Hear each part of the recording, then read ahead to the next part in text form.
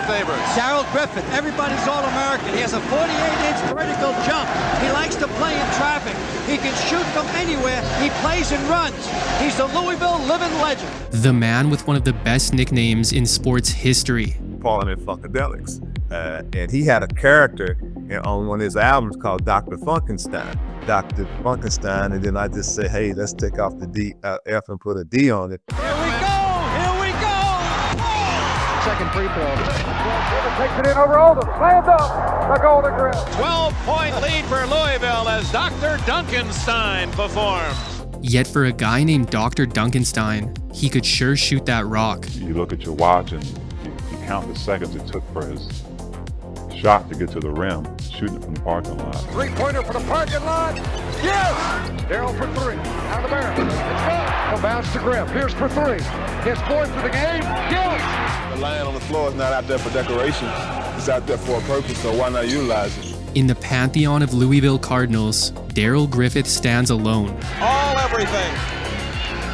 All-American, Player of the Year, the Sporting News. I guess you'd have to say he's poetry in motion. He's so fluid and so explosive. He's so quick. It's all over. Louisville, national champions, 1980. He went to an NBA ghost town, but he gave that franchise everything he had. You got to start somewhere, you got to start climbing the ladder somewhere, and I think that Utah is a team that is trying to rebuild, and to be part of that rebuilding period is a challenge. Down the middle. Ripped behind the back. Alley-oop. It goes. It counts. Griffith drive the paint. Slam dunk. The Golden Griff. I think Griff has just about as many moves as anybody in this league as far as spectacular moves, but he just doesn't get the attention because he's not in a media market like a Chicago. When Utah finally started to play a different tune, Darrell Griffith was at the end of his career. But the Jazz didn't start in Utah until the Golden Griff arrived. Me and the Jazz are going to party all night long. Let's jog your memory. Darrell Griffith is a Louisville product through and through. Born and raised in the city, Griffith began his storied career at Male High School. It all came down to going to school where my brother went to. Right. And that's how I got the number 35. When I went to Mayo, I got my brother's number. So in the end, it was about keeping it in the family. By his sophomore season, Griffith looked like the best in the family. He was already a starter, teaming with Bobby Turner to give Mayo one of the best duos in the region. But Griffith was the star. He was just 16 years old, but was already being looked at by college coaches as the best guard to come out of Louisville. And his own coach wouldn't limit it to best guard. He was that good, and he only got better. As a junior, he was no secret, not just looked at as the best in Louisville, but now considered the best in all of Kentucky. And with Bobby Turner, Male High featured the top 2 players in the state, and Darrell Griffith could jump out of the gym. But this was the mid-70s. Dunking was outlawed, so Griffith found other ways to utilize that leaping ability. The 6'3" guard could rebound and block shots with the best of them, and the elevation on his jump shot made it near impossible to stop. The Bulldogs were near impossible to stop too. Griffith was an all-stater. Male was one of the best in the state, and by year's end, they were the best. With Griffith and Turner leading the way, the Bulldogs won the state championship. By 76, Male was must-see basketball. However, there was still no dunking in games, yet that didn't apply to practice. And Griffith was doing some stuff that had never been seen before. A 360 dunk in the mid-70s, that was a big deal. And according to his coach, there was only one other guy who could jump like Griff, and that was the Skywalker. But in games, Griffith still found ways to excite. He averaged 24.3 points and 13.8 rebounds, and the Bulldogs were again a force. But in the region title game, they were stunned by Ballard, and Griffith's time at Male came to an end. But he was a parade first-team All-American and the country's top player. He could go to any college he wanted to, but he also had the option of skipping college altogether. You mentioned several pro teams. I had a scout come to me and offer me $10,000 if I was be able to convince you to go to the New York Nets. They were going to draft you, and then the Colonels were going to buy your contract back. Being the number one high school player in the nation, I had couple pro contracts that was thrown my way. And so, when that discussion came up with my dad, he was like, "You going to school?" So Pops put a pin in that, but now he had to decide where he'd go to school. So, it was between Louisville and Michigan. In high school, you got Mayo, you got Central, you got Shawnee, all them fans and everybody in the city, all University of Louisville fans. So that gave me a different view of going to college. It's like, I'm not carved out of a fan base in the East End and the West End. This is a bigger picture. But I ended up choosing Louisville. My dad knew I was going to Louisville all along. I let my dad know about 3 o'clock in the morning. And he said, "Son, what are you doing up?" And I said, "Hey, Dad, I made the decision." And he said, "Where you going?" I said, "I'm going to go to Louisville." He patted me on my shoulder and said, "I knew that," and went back to bed. Darrell Griffith was made in Louisville, and the city was behind him. There was no way he could leave. And Cardinals fans were in for an exciting 4 years. Wanting to bring a championship to your hometown was always in the back of my mind. And I felt that I could do that with a good supporting cast. Darrell Griffith wasn't your average high school recruit. He had already turned down pro offers and would have possibly been an Olympian. He was the only high schooler invited to trials, but a thigh injury ended that dream early. Yet he made an impression, displaying a 35-inch standstill vertical before the injury. It was clear that Louisville and head coach Denny Crum had added something special, but the Cardinals were an established team, just 2 years removed from a Final Four appearance. So while Griffith had an impressive year for a freshman, the standout reserve was just one of a few good players on a Cardinals team that won 21 games. Yet were bounced in the first round of the tourney. But Griffith's arrival did bring something to college basketball that hadn't been seen for a decade. That team from 77 to 80, we were called the Doctors of Dunk. Before Five Slamma Jamma and before the Fab Five, we're the team that put the dunk on the map. The 76-77 season marked the return of the dunk. No one could jump like Darrell Griffith. Now he could finally show it. And with that came a nickname. So we were really R&B guys when I grew up. One of the big groups that came out was everybody was attracted to was the Parliament Funkadelics. And he had a character on one of his albums called Dr. Dunkenstein. Because I heard that, because me and my brother stayed in the same room, I just constantly heard this. But the character came, it just hit me one night, Dr. Dunkenstein, and then I just said, "Hey, let's take off the D, F and put a D on it." Told my brother about it, and he said, "You should go with it." Dr. Dunkenstein was born, and by his sophomore year, Griffith took his place as the team's star. He was Louisville's leading scorer, as well as one of their top rebounders and distributors, with a lot of his buckets coming from above the rim. And the Cardinals were looking good, wrapping up the regular season with a 19-6 record, which included Griffith leading the way in an upset of defending champion Marquette. But the postseason is what matters, and Louisville got off on the right foot. They made it through the conference tourney, narrowly beating Florida State to take the Metro Championship.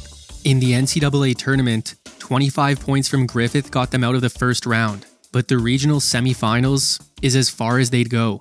Louisville and DePaul needed 2 overtimes, but 46 points from DePaul's Dave Corzine helped the Blue Demons escape. Louisville continued as one of the country's best in '79, and so did Griffith. He brought his high-flying act to every gym, officially measured to have a 48-inch vertical. But according to Griffith, that wasn't even his max. He recorded that with a pulled thigh muscle. Measure him healthy, and he's clearing 50 inches, no problem. The Cardinals star put up similar numbers to last year, en route to his second consecutive first-team All-Metro selection. At one point, Louisville won 13 straight, largely influenced by Griffith's newfound consistency on defense. As Griffith would say, he had always been able to play good defense, but now he was actually doing it. And what was the change? Visualization. Through trips to a resident psychologist, Dr. Dunkenstein was going to the doctor. But late in the year, Louisville got cold, losing 3 of their final 5. Then they got bounced in the Metro tourney, and finally ended another year with a regional semifinal exit. Even worse was that Louisville's second and third leading scorers were both gone come the following season. So in 1980, the Cardinals would go as far as Darrell Griffith would take them. This just didn't look like it was going to be Louisville's year. Their second best player behind Griffith was Scooter McRae. In their third game, McRae was lost for this season. Luckily, his little brother Rodney would step into his place. But the Cardinals were inexperienced and small. The starting lineup was 4 underclassmen and Darrell Griffith. No one above 6'8". Louisville had been a team known more for offense. Now most of their offense was gone. So they turned defense into offense with a relentless press. And it got them the scoring opportunities they needed. Sophomore Derek Smith stepped up big time, but it was Griffith who effectively put the team on his back. The senior had upped his game to another level. He led the Metro Conference with averages of nearly 23 points per game, and did so on over 55% shooting. Then on defense, his 2.4 steals also led the conference. Even with the Scooter McRae injury, the Cardinals won their first 6, capped off with a win over number 2 ranked Ohio State. Then they hit a bit of a rough patch. But you need some rain to make a rainbow. And after losing 2 of their next 3, they won 19 of their final 20. Griffith became Louisville's all-time leading scorer. The Cardinals rattled off an 18-game win streak, finally snapped by Jeff Ruland and Iona in the second last game of the season. But Darrell Griffith and the Cardinals were still red hot. They cruised through the conference tourney. They got a first-round bye in the Big Dance. 5 more wins, and they'd be national champions. It almost ended before it really started. Griffith struggled, and the Cardinals needed overtime to get past Kansas State. But they did. Now could they finally get out of the Sweet 16? This is Britton for Texas A&M. Griffith bats the ball away, and it's controlled. McRae down to Griffith. 2! A&M in the zone. Griffith shoots over it, gets 2. But definitely quicker, and they'll press a lot. Griffith has a half a dozen, the first 6 points. Britton coming down, the ball is batted away by Griffith. Griffith's all over the court. Griffith was scorching to begin the game. He scored Louisville's first 10 points and was active on defense. Then his shot stopped falling. Texas A&M got back in the game. And again, the Cardinals were going to overtime. But again, they held on. And finally, Darrell Griffith was going to the Elite 8. Griffith spent the first half in foul trouble, and LSU kept it close. But come the second half, Griffith stayed on the court, and Louisville ran away with it. Here we go! Darrell Griffith slams one in, and it's a 12-point lead for Louisville as Dr. Dunkenstein performs. LSU was the number 3 team in the country, but the number 2 Cardinals just brushed them aside. Louisville finally looked like a championship team as they made their way to Indianapolis. 16,000 at Market Square Arena in Indianapolis. See Darrell Griffith. The All-American now has a dozen. Griffith working on Arnold. Fadeaway jumper. Oh, is she hot? Oh, she wrote. Oh, what a fake. Oh, my! This is our doubleheader of our all-freshman team. Griffith inside to score, and he was fouled. He can change direction so easy. He can pull up on the dime. He's just unbelievable. Griffith had started red hot in the Texas A&M game, but against Iowa, he was unconscious. Griffith was responsible for 16 of Louisville's first 18 points. He was scoring however he wanted, and it was all net, every time. Iowa hung around all night, but 34 points from Dr. Dunkenstein was too much. Louisville continued their run, now 1 win away from a national championship. The UCLA Bruins were on an unlikely title run, led by Kiki Vandeweghe and Rod Foster, but Darrell Griffith continued his hot streak. Here comes the man's first one. Darrell Griffith. Griffith, good fake. Oh my, what a play. Darrell Griffith. Oh, That's not fair to make that type of a shot. Griffith put up an efficient 23 points to lead all scorers. However, he was the only Cardinal in double figures. And it looked like UCLA was going to complete the dream season, up by 4 late in the game. But then Louisville made their final push. The Cardinals scored 9 straight. The Bruins didn't score at all.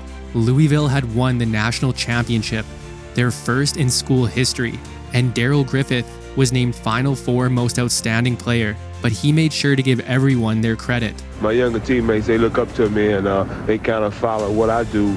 They're a great bunch of individuals. They mature for their age and they keep a lot of composure. And I think it was really part of the success of us winning it. And the MOP was far from Griffith's only honor.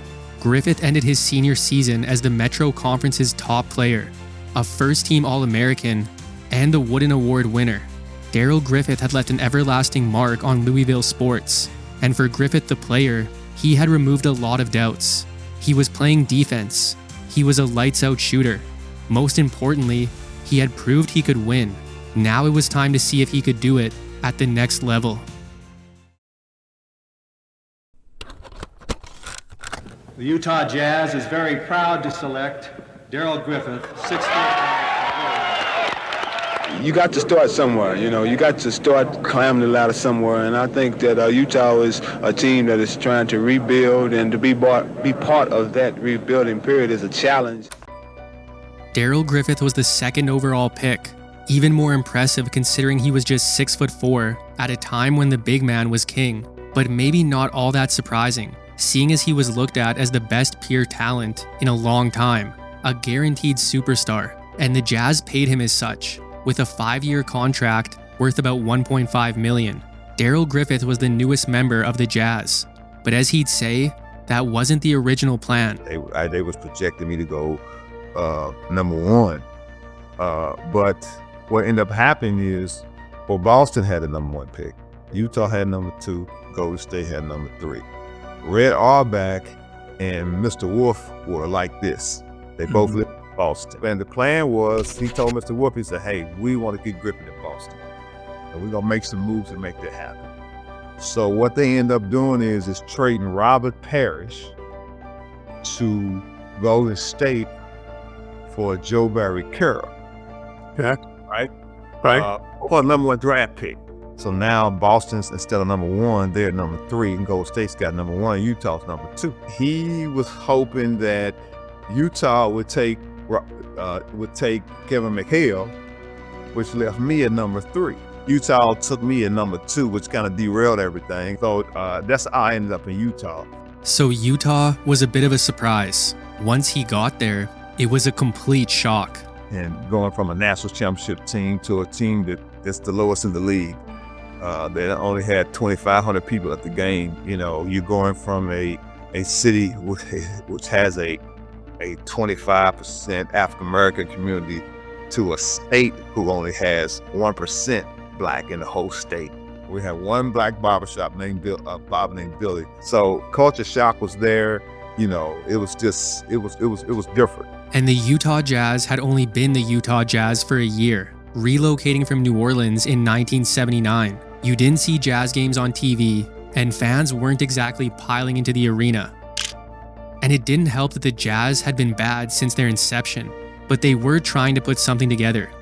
The year prior, they had acquired Adrian Dantley, who immediately became one of the most dangerous scorers in the league. He was effective, but he wasn't too exciting. However, adding Dr. Dunkenstein should bring a lot more excitement. The Jazz, winning on Tuesday night, broke a 9-game losing streak, but they're a team with a devastating 1-2 punch. The league's leading scorer, Adrian Dantley, who has always worn out the Warriors. He's averaging over 31 a game. And, of course, the rookie sensation, Darrell Griffith. Griffith and Dantley became Utah's duo of the future, and pretty much their whole offense in 1981. The Jazz scored about 101 points per game. Their duo was responsible for more than half of that output, so Darrell Griffith would do what you'd expect from a number 2 pick. He averaged over 20 points a night, which was tops among rookies. It even led to him being named Rookie of the Year. Griffith was an attraction, and he could at least bring some eyes to the Salt Palace. He put up 26 points and 5 steals in his NBA debut. He showed that when he wanted to, he could hold his own on the defensive end. And after a 12-6 start in Utah, it looked like the future was now, but they weren't playing that sweet music much longer. The losses started adding up, and for the fans, it was the same old song, a finish near the bottom of the league and another season down the drain. But at least Darrell Griffith lived up to the billing, after averaging about 20.5 points, 3.5 rebounds, and 2.5 assists per game. So Utah had a long way to go, but they had 2 guys to build around, and GM Frank Layden did have a plan. It was just going to take time. One piece of his plan had been acquired midway through last season, a point guard named Ricky Green, the fastest of them all, a guy who would force turnovers and take some pressure off of Dantley and Griffith. But again, this rebuild was going to take time, and 1982 would be a lot like 81. the Jazz started flat again. So Utah made a change, relieving Tom Nasalki of head coaching duties and giving Layden full control, now GM and head coach. Griffith was producing pretty much the same as last year, and while his scoring had taken a slight dip, he was also more efficient because Layden didn't want to play slow. He had Ricky Green now, so the Jazz pushed the pace. They were a much more exciting offense than last year, scoring nearly 10 more points per game, but now they weren't stopping anything, and it got ugly. It was a much different game plan with the exact same result, 25 wins and a finish near the bottom of the league. But Griffith continued to shine, wrapping up year 2, averaging about 20 points, 4 rebounds, and 2.5 assists per game. So the Utah Jazz were not good. Neither were their finances. And if you want an idea of how bleak things were in Utah, there had been reports going around that the Jazz were going to sell Dantley and Griffith, then merge with the Denver Nuggets.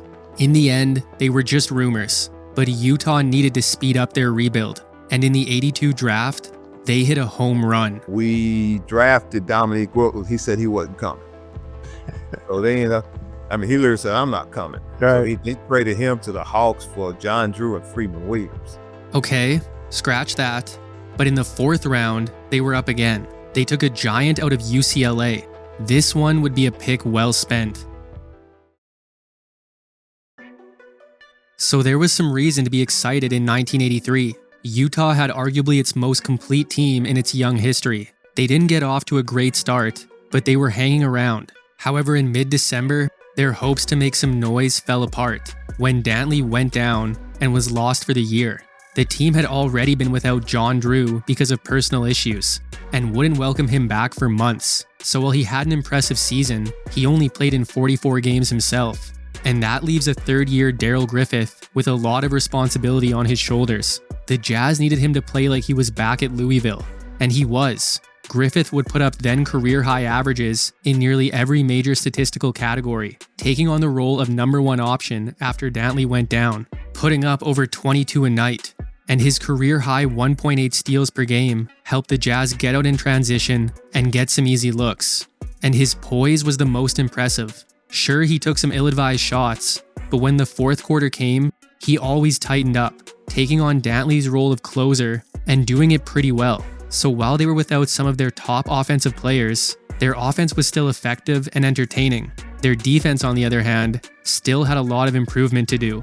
Griffith was one of the guys who needed to improve the most, sometimes even being benched for his lack of effort on defense. But even if that happened, he remained in good spirits, always supporting and cheering on his teammates. However, one thing that Utah was great at on defense was blocking shots, and credit goes to Mark Eaton. The rookie was only playing about 19 minutes a night, yet his 3.4 blocks was 3rd in the NBA. Utah hung around for the first half of the season, but they lost momentum down the stretch, missing the playoffs yet again.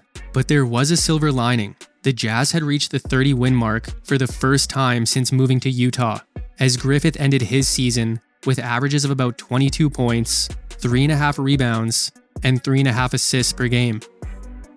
There was clearly progress being made in Utah. They would have Dantley back and healthy come the beginning of next season. They needed a power forward badly, and they picked one up in the draft with NCAA champ Thurl Bailey. So the Jazz had stars. They had depth, and they were hungry, and that sounds like a recipe for success. It didn't seem like much was going to change in Utah to begin the year. They spent the first month hovering around 500. Then December hit, and Utah rattled off an 8-game win streak. They showed chemistry. Everyone knew their role. Dantley was Dantley, their star who could score at will. Ricky Green facilitated the offense and was a complete thief on defense. Eaton was starting, now a DPOY candidate, blocking over 4 shots per game. And a motivated John Drew was one of the best 6th men in the NBA. So where does that leave Darrell Griffith? The Golden Griff was shining.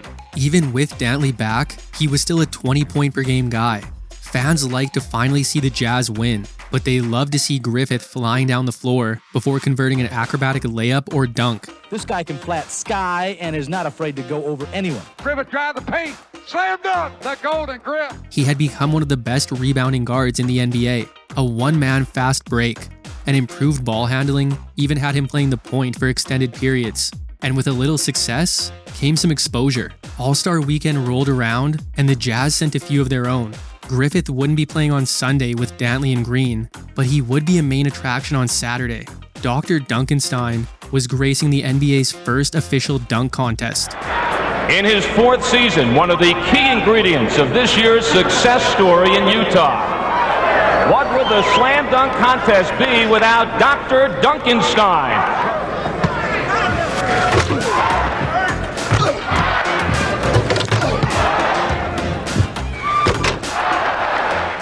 At just 6'4", Griffith was the shortest participant, yet that 48-inch vert was on full display. He had some nice slams, but it's hard to compete with a near 7-footer who could also jump out of the gym. And that was the only All-Star event to participate in. The three-point shootout didn't exist yet. However, if it had, Darrell Griffith would have been the favorite. Griffith's billing had been his Dr. Dunkenstein nickname, his endless hang time, and his in-air creativity.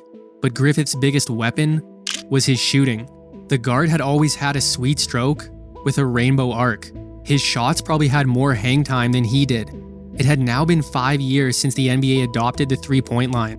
Frank Layden saw no reason not to use it. Griffith agreed. The line on the floor is not out there for decoration.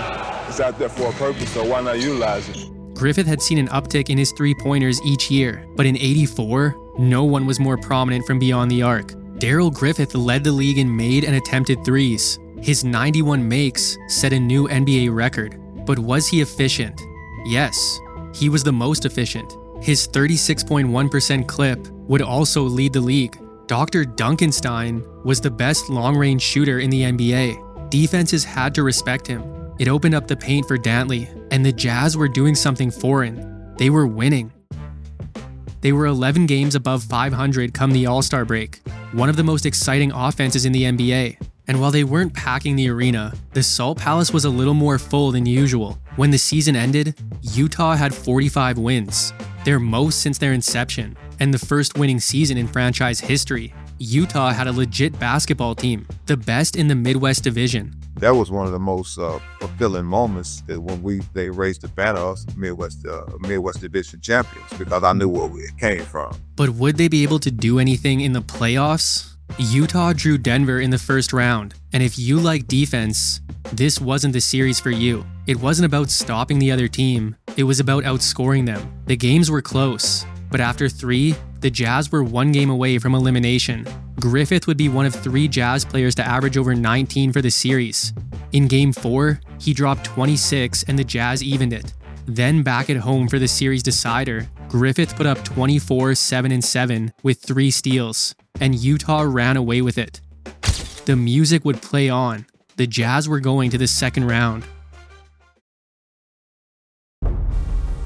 3 games in, and the Jazz again found themselves in a 2-1 hole. Phoenix wasn't an elite defense, but they were much better than Denver, and Griffith was struggling, shooting about 32% after 3 games, and having a lot of trouble slowing down Walter Davis. But Griffith finally found his shot in Game 4. He dropped 24 points on 60% shooting.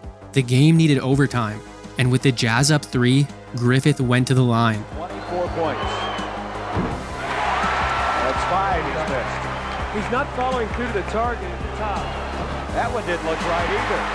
Big misses. 6 free throw misses for Darrell Griffith. Utah should have been up 5, but Griffith missed both. Phoenix then went on to score 4 straight points.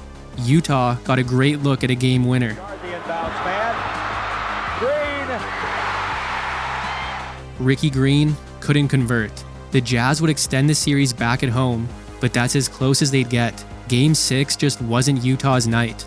The Jazz went ice cold in the second quarter. They couldn't get a roll or a bounce to go their way, and Griffith was no exception. A blowout loss in Phoenix ended their breakout season, as Griffith ended his year with averages of about 20 points, 4 rebounds, and 3.5 assists per game.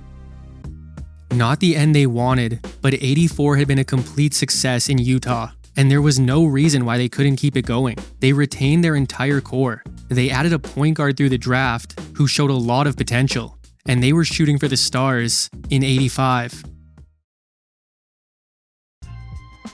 Darrell Griffith came out of the gate on fire, playing some of the best basketball of his career over the first quarter of the season, but the Jazz were only playing 500 ball. Then John Drew used up his last strike.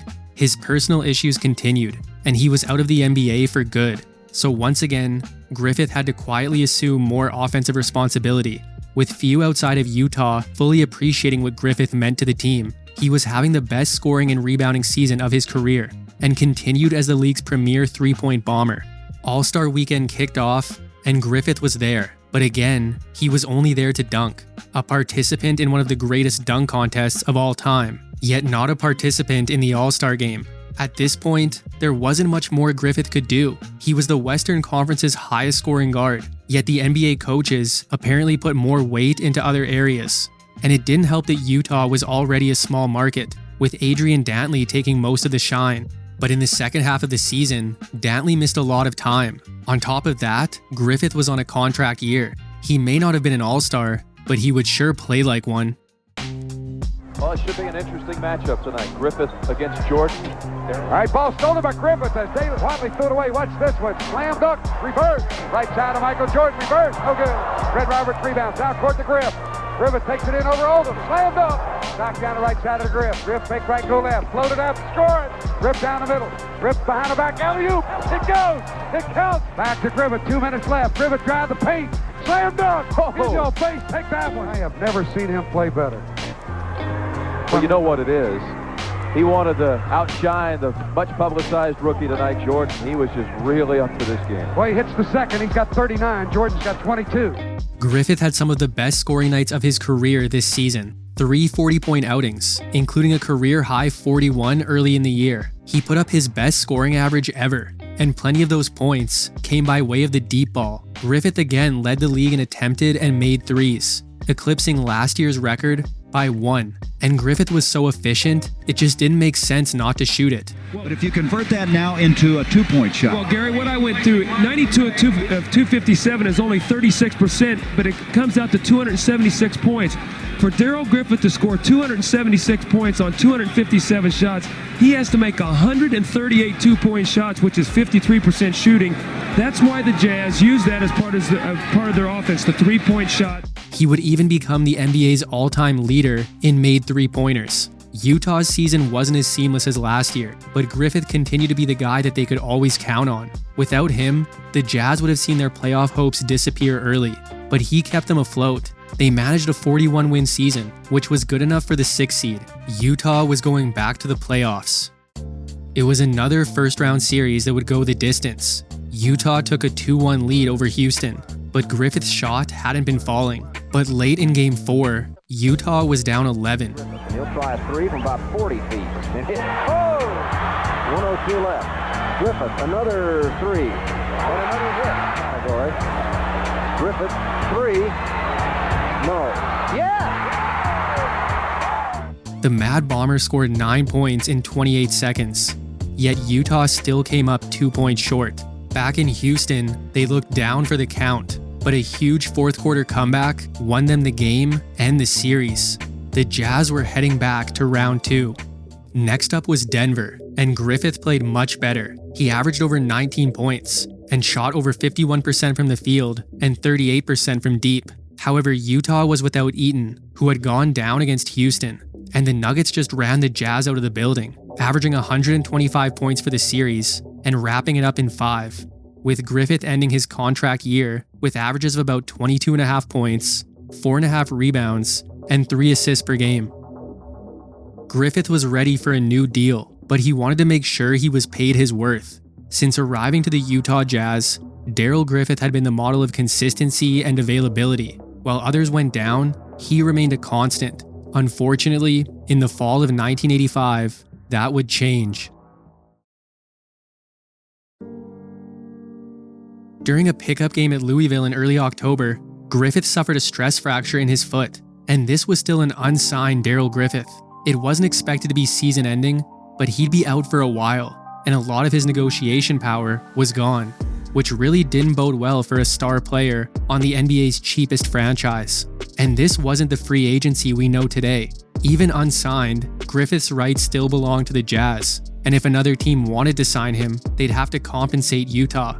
Teams weren't exactly lining up to sign a guy coming off foot surgery, and Griffith took longer than expected to heal. But why wouldn't he take his time? The '86 season came and went, and Griffith was still without a contract. But then in the summer of '86, Utah did right by Griffith. With his foot healed, they gave the guard a 6-year deal, the longest in franchise history, worth nearly $4 million. He was now the second highest paid player on the team behind Dantley. About a week and a half later, he moved into first. Dantley and Layden had their own contract disagreements, and overall had been at odds for years. So in late August, the Jazz sent their longtime star to the Pistons, with the main return piece being Kelly Tripucka. Oh, and the Jazz also had a second-year forward who was coming off a pretty good rookie season. The team would look different in '87, but at least Dr. Dunkenstein was back. So Darrell Griffith was on the court, yet it wasn't the same. He hadn't played for a year. There would obviously be some rust, so he was eased back into things. Bob Hansen had started in Griffith's place last year, and Layden kept him there come '87. So to start the year, Griffith was coming off the bench for the first time ever, and he was playing well, really well. Pass is stolen by Green. Griffith, three-pointer. He got it. He got it. Incredible. And the Jazz were winning. Frank Layden wasn't going to mess with success, and Darrell Griffith embraced his new role. In '87, he was one of their sixth men, their closer, and a leader of arguably the best second unit in basketball. Utah jumped out to a hot start. They played fast, and they played good defense.